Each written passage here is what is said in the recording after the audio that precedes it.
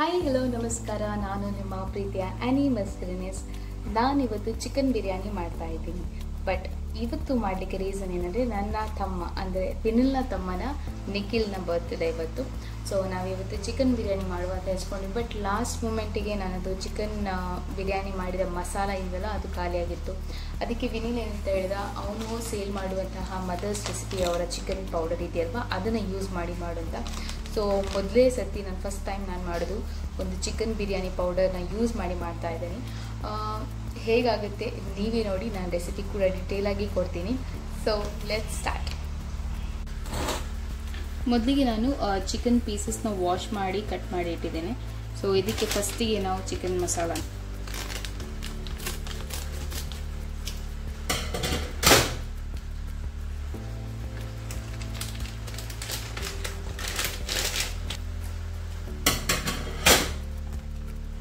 Next ಇದಕ್ಕೆ ಮೊಸರು ಒಂದು ಅರ್ಧ ಲೀಟರ್ದು ಹಾಫ್ ಹಾಕಿದ್ರೆ ಸಾಕು, ಅಂದರೆ ಕಾಲು ಭಾಗದಷ್ಟು ಒಂದೂವರೆ ಕಪ್ಪಷ್ಟು ಹಾಕಿದರೆ ಸಾಕು. ಈ ಮಿಕ್ಸ್ಚರಲ್ಲಿ ಆಲ್ರೆಡಿ ಸಾಲ್ಟ್ ಇದೆ, ಸೊ ಅದಕ್ಕೋಸ್ಕರ ನಾವು ಸಾಲ್ಟ್ ಎಲ್ಲ ಏನೂ ಹಾಕುವ ಹಾಗಿಲ್ಲ. ಡೈರೆಕ್ಟಾಗಿ ಇದನ್ನು ಮ್ಯಾರಿನೇಟ್ ಮಾಡಿ ಇಡ್ತಾ ಇದ್ದೀನಿ.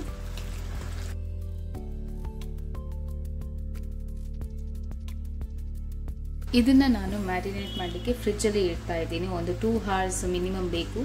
ಹಾಗೆ ನಾನು ಫ್ರೀಸರಲ್ಲಿ ಇಡ್ತಾ ಇದ್ದೀನಿ. ಇಲ್ಲಿ ನಾನು ಇನ್ನೊಂದು ಚಿಕನ್ ರೆಸಿಪಿನ ಮಾಡ್ತಾ ಇದ್ದೀನಿ. ಜಸ್ಟ್ ಡಯಟ್ ಮಾಡುವವರಿಗೆಲ್ಲ ತುಂಬಾ ಒಳ್ಳೇದು. ಏನಿಲ್ಲ, ನಾನು ಚಿಕನ್ ಬ್ರೆಸ್ಟ್ ಪೀಸಸ್ನ ತಗೊಂಡಿದ್ದೇನೆ. ಅದಕ್ಕೆ ಸ್ವಲ್ಪ ಮೊಸರು, ಪಫಾತ್ ಪೌಡರ್ ಅಥವಾ ಖಾರದ ಪೌಡರ್ ಮತ್ತು ಅರಿಶಿನ, ಉಪ್ಪು ಹಾಕಿ ಮಿಕ್ಸ್ ಮಾಡಿ ಮ್ಯಾರಿನೇಟ್ ಮಾಡ್ತಾ ಇದ್ದೀನಿ ಅಷ್ಟೇ. ಆಮೇಲೆ ನಾವು ನಾರ್ಮಲ್ ಆಗಿ ಸ್ವಲ್ಪ ಆಯಿಲ್ ಅಲ್ಲಿ ಪ್ಯಾನ್ ಫ್ರೈ ಮಾಡಿದ್ರೆ ಸಾಕು, ತುಂಬಾ ಚೆನ್ನಾಗಿ ಬರುತ್ತೆ.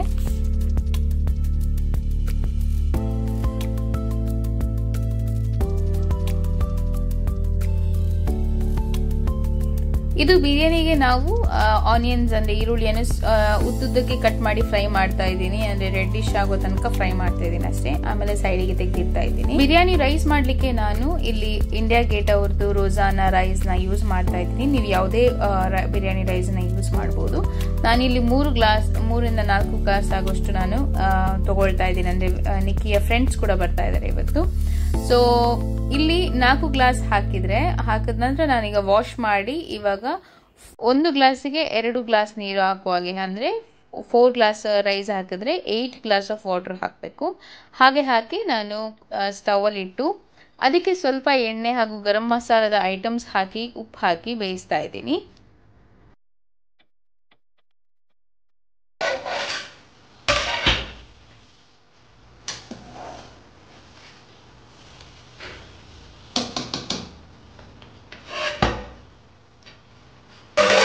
ಕುದಿಯುವ ನೀರಿಗೆ ನಾವು ಅನ್ನವನ್ನು ಹಾಕಿದ್ರೆ ಸ್ವಲ್ಪ ಬೇಗನೆ ಬೇಯುತ್ತೆ. ಬಟ್ ನಾನು ಕುದಿಸ್ಲಿಲ್ಲ, ಬೇಗ ಮುಂಚೆನೆ ಇಟ್ಟಿದ್ನಲ್ವಾ, ಅದಕ್ಕೋಸ್ಕರ ಒಂದು 15 to 20 ಮಿನಿಟ್ಸ್ ಅಂದಾಜಿಗೆ ಹಾಗೆ ಆಯಿತು. ಸೊ ನಾವು ಫುಲ್ ಬೇಯಿಸಿದ್ರು ಓಕೆ, ಇಲ್ಲಾಂದರೆ 90% ಬೇಯಿಸಿದ್ರು ಓಕೆ. ಈಗ ನಾನು ಅದೇ ಪಾತ್ರೆಗೆ ಸ್ವಲ್ಪ ಎಣ್ಣೆ ಹಾಗೂ ಬೆಣ್ಣೆ ಕೂಡ ಹಾಕಿ ನಾನು ಚಿಕನ್ ಮ್ಯಾರಿನೇಟ್ ಮಾಡಿದ್ನಲ್ಲ ಅದನ್ನು ಹಾಕಿ ಅದಕ್ಕೆ ಸ್ವಲ್ಪ ನೀರನ್ನ ಮಿಕ್ಸ್ ಮಾಡಿ ನಾನು ಕುದಿಸ್ತಾ ಇದ್ದೀನಿ. ಕುದಿಸಿ ಆದ ನಂತರ ಅಂದರೆ ನಾವು ಉಪ್ಪೆಲ್ಲ ಏನು ಹಾಕಬೇಕು ಅಂತ ಇಲ್ಲ, ನಾನು ಆಲ್ರೆಡಿ ಹೇಳಿದ ಹಾಗೆ ಆ ಪೇಸ್ಟಲ್ಲಿ ಉಪ್ಪು ಆಲ್ರೆಡಿ ಇರುತ್ತಲ್ವ, ಅದಕ್ಕೆ ನಾನೇನು ಉಪ್ಪು ಹಾಕಿಲ್ಲ. ಇದೇ ಸಾಕು. ಇದನ್ನು ಚೆನ್ನಾಗಿ ಬಾಯ್ಲ್ ಮಾಡಬೇಕು. ನಾನು ಕ್ಲೋಸ್ ಮಾಡಿ ಬಾಯ್ಲ್ ಮಾಡಿ ಆದ ನಂತರ ಈಗ ನಾನು ಒಂದು ಮಿಕ್ಸಿ ಜಾರಿಗೆ ಮಿಂಟ್ ಅಂದರೆ ಪುದೀನ ಹಾಗೂ ಕೊತ್ತಂಬರಿ ಸೊಪ್ಪಿನ ಒಂದು ಪೇಸ್ಟ್ ಮಾಡ್ತಾ ಇದ್ದೀನಿ. ಆ ಪೇಸ್ಟ್ ಆಪ್ಷನಲ್, ಬೇಕು ಅಂತ ಇಲ್ಲ. ಇದು ಸ್ವಲ್ಪ ಗ್ರೇವಿ ಸ್ವಲ್ಪ ಜಾಸ್ತಿ ಬರಲಿ ಅಂತ ಹೇಳಿ ನಾನು ಅದನ್ನು ಹಾಕ್ತಾ ಇದ್ದೀನಿ. ನನಗೆ ಈಗ ಯೂಶ್ವಲಿ ಏನಂದರೆ ನಾವು ಬಿರಿಯಾನಿ ಮಾಡಬೇಕಾದ್ರೆ ಗ್ರೇವಿ ಸ್ವಲ್ಪ ಕಮ್ಮಿ ಆದರೆ ಆ ರುಚಿ ಸ್ವಲ್ಪ ಹಿಡಿಯೋದಿಲ್ಲ ಅಂತ ಹೇಳಿಕೊಂಡು ನಾನು ಗ್ರೇವಿ ಜಾಸ್ತಿ ಬೇಕು ಅಂತ ಹೇಳಿಕೊಂಡು ನಾನಿಲ್ಲಿ ಪೇಸ್ಟ್ ಮಾಡಿ ಹಾಕಿದ್ದೇನೆ.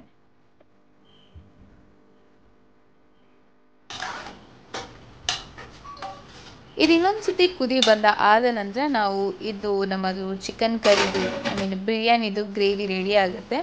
ಸೊ ಇದನ್ನ ನಾನು ನೆಕ್ಸ್ಟ್ ಒಂದು ಹಾಫ್ ಆಗಿ ತೆಗಿತೇನೆ. ಇನ್ನೊಂದು ಚಿಕ್ಕ ಬೌಲಲ್ಲಿ ನಾನು 4-5 ಪೀಸಸ್ ವಿತ್ ಕರಿ ನಾನು ಸಪ್ರೇಟಾಗಿ ತೆಗೆದಿಡ್ತಾ ಇದ್ದೇನೆ, ಲೇಯರಿಂಗ್ ಮಾಡಬೇಕಾದ್ರೆ ಈ ಸೆಕೆಂಡ್ ಲೇಯರಿಗೆ ಹಾಕಲಿಕ್ಕೆ.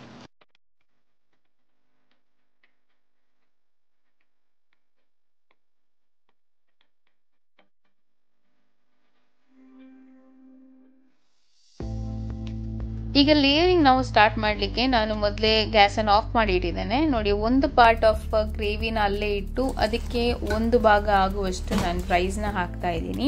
ಇಲ್ಲಿ ನಾನು 2 ಲೇಯರ್ ಮಾಡೋದು, ನಿಮಗೆ ಬೇಕಾದ್ರೆ 3 ಬೇಕಾದ್ರೆ ಲೇಯರ್ ಮಾಡಬಹುದು.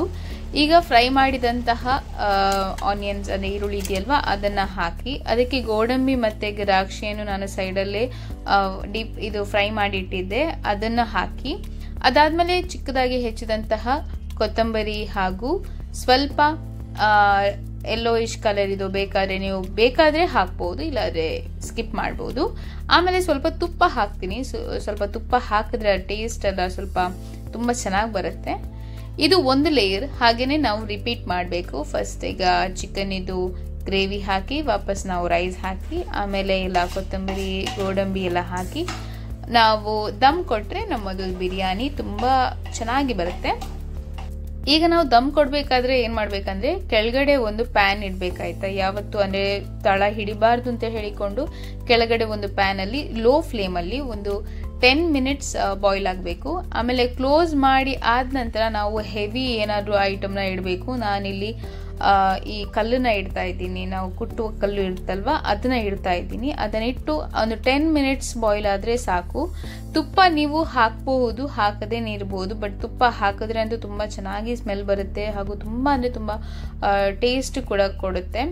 ನೀವು ನಿಮ್ಮ ಮನೇಲಿ ಟ್ರೈ ಮಾಡಿ ಹೇಗಾಗುತ್ತೆ ಅಂತ ಹೇಳಿ. ಮೀನ್ ವೈಲ್ ವಿನಿಲ್ ಕೂಡ ನನ್ನ ಪಕ್ಕದಲ್ಲೇ ಪೋಕ್ ಮಾಡ್ತಾ ಇದ್ದ, ಪೋರ್ಕ್ ಬಫಾತ್ ಮಾಡ್ತಾ ಇದ್ದ, ಎಲ್ಲ ಕೂರ್ಗೇನೋ ಮಾಡ್ತಾ ಇದ್ದ. ಅವನದು ರೆಸಿಪಿ ನಾನು ಶೇರ್ ಮಾಡಬೇಕು, ವಿಡಿಯೋ ಶೂಟ್ ಮಾಡಬೇಕು ಅಂತ ಇದ್ದೆ, ಬಟ್ ಅವನ ಅವಾಗವಾಗ ಹೇಳ್ದೆ ಕೇಳ್ದೆ ಐಟಮ್ಸ್ ಎಲ್ಲ ಹಾಕ್ತಾ ಇದ್ದ, ನನಗೆ ವಿಡಿಯೋ ತೆಗಿಲಿಕ್ಕೆ ಮರ್ತು ಹೋಗಿತ್ತು. ನೆಕ್ಸ್ಟ್ ಟೈಮ್ ನಾನು ಅವನು ಕುಕ್ ಮಾಡಿದಂತಹ ಕೂರ್ಗ್ ಮಸಾಲ ಆಗಿರ್ಬೋದು ನಾನು ನಿಮ್ಮ ಜೊತೆ ಡೆಫಿನೆಟ್ಲಿ ಶೇರ್ ಮಾಡ್ತೀನಿ. ಯಾಕಂದರೆ ಅವನಂತೂ ತುಂಬ ಚೆನ್ನಾಗಿ ಕೂರ್ಗ್ ಮಸಾಲ ಮಾಡ್ತಾನೆ. ಕೂರ್ಗ್ ಸ್ಟೈಲ್ ಇದು ಪೋರ್ಕ್ ಆಯಿತಾ, ತುಂಬ ಅಂದರೆ ತುಂಬ ಚೆನ್ನಾಗಿ ಬರುತ್ತೆ. ಸೊ ನೆಕ್ಸ್ಟ್ ಟೈಮ್ ನಾನು ನಿಮಗೆ ಡೆಫಿನೆಟ್ಲಿ ಶೇರ್ ಮಾಡ್ತೀನಿ.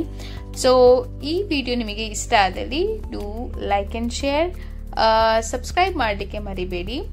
And see you in next video. Thank you, bye.